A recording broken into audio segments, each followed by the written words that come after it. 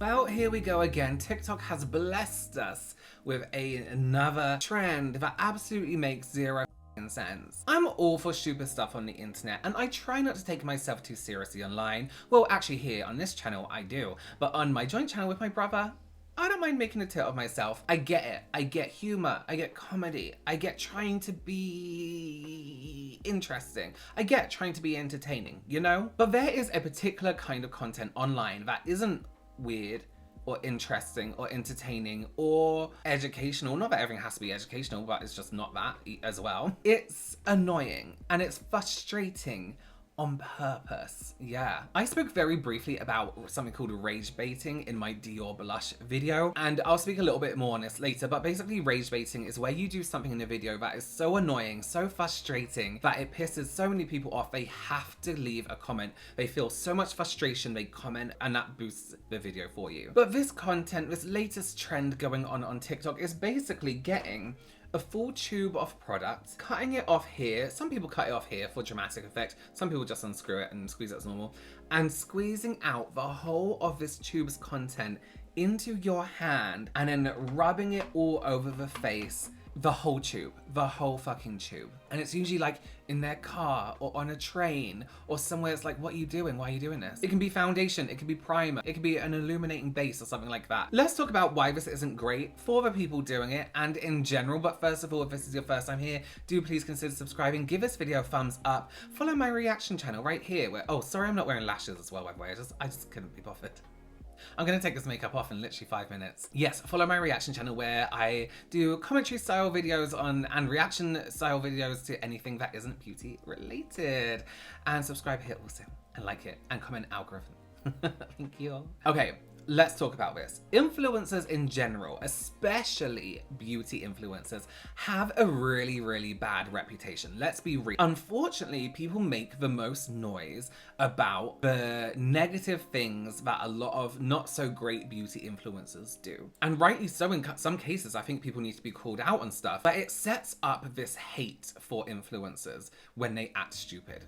Again, rightly so. But there are, of course, most influencers that aren't annoying and don't do stupid shit and are honest, and I like to think they are the ones that I personally follow. A lot of people associate influencers with lying, being greedy, doing anything for money, doing anything for views. And this trend definitely adds to the doing anything for views. Because like, what's the other reason, right? Now, I hate it. It's my biggest pet peeve when someone comments on your content and says, you're just doing this for views. It's like, well, yes, I'm not now sitting here spending probably half an hour recording this video. I'm gonna spend an hour editing it and then hoping nobody sees it. Of course I'm doing it for views. That's the name of the game. That's what you do when you create content. You want people to see it if your content is public. So yes, I don't agree when people do that on videos where it's like, say for example, I'm holding this, whatever this is, and everybody loves this product. It's a new release.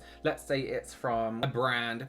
It's a new release and everyone loves it. And I'm like, you know what? Actually, I've used it and I don't really like it.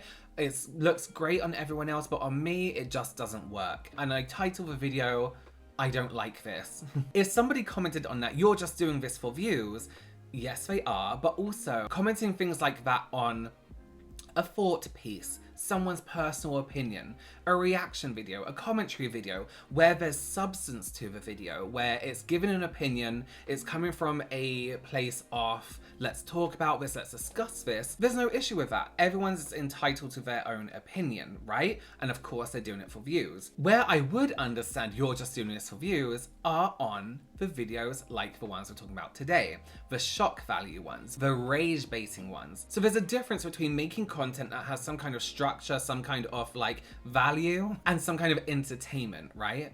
Versus something like this.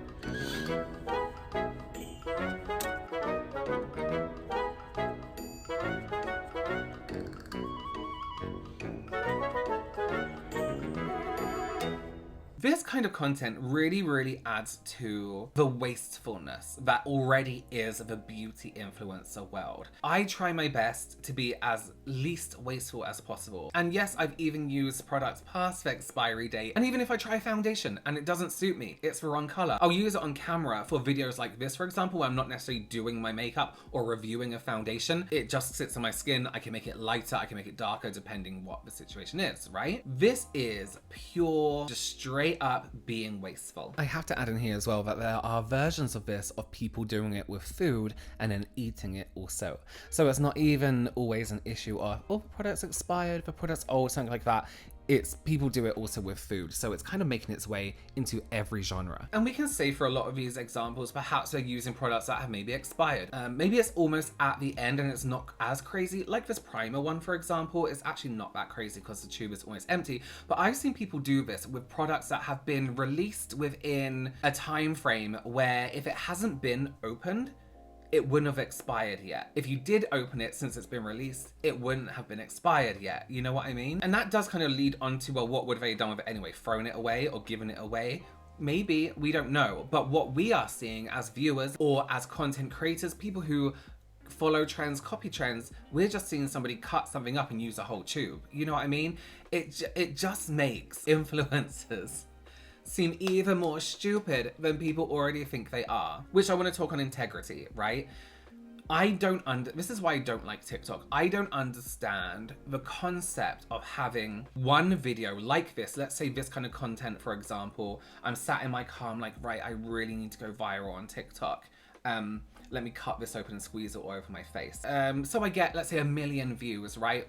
Loads of likes and some follows. Now what? Because that content was nothing. TikTok very much lives in this moment of in the moment, trying to catch a viral video in that moment. And I think that can be troublesome sometimes because it leads people to do stupid shit like this. And for me, personally, and I know some people are like-minded like me, especially in my comments, whenever I see somebody doing something like this, that is what is going to stick in my mind for that person for the rest of time. I will always see these people as that person who did that shit in that car.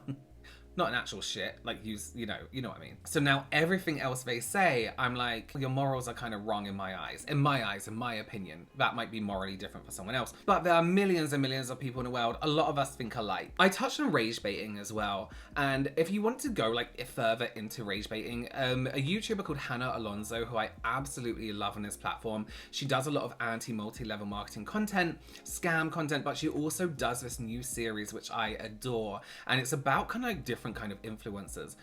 And she's done one where it's like restock influencers, and recently she's done the rage baiting influencers. So if you want to have a look at some great examples, go and watch that video. I'll link the video down below. So as I mentioned earlier, rage baiting is a form of content creation, which I think is morally incorrect, where you make whoever's watching it so outraged or angry or frustrated that they feel they absolutely have to comment on that content with their frustration. Here's an example of rage baiting, right? Hey guys, today I want to share with you my favorite setting spray. This is from the brand O/S.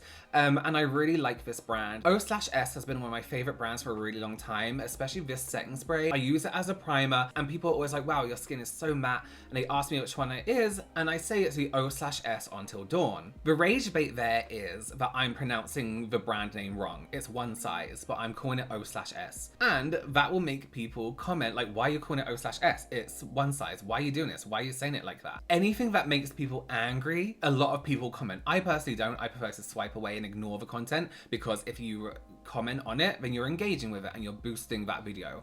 That's like hate comments. You're boosting the video, so they're really not that bad. But that thought process in your head, I'm gonna make a video that pisses people off, that they have to comment on it, and then that video will get really popular. It's like, why are you doing it that way? Don't you want to do it in a way that makes you look like, you know, a normal person? And I think, again, Hannah said it great in her video. In a space where beauty influencers are incredibly considered untrustworthy, why are we adding to that narrative that we are just stupid pieces of crap? Why are we adding to it? Okay, let me know your opinions down below. I just wanted to talk on this briefly because it's just frustrating. As always, let's discuss it in the comments. Thank you for joining me. Consider subscribing, give this video a thumbs up, and I'll see you in the next one.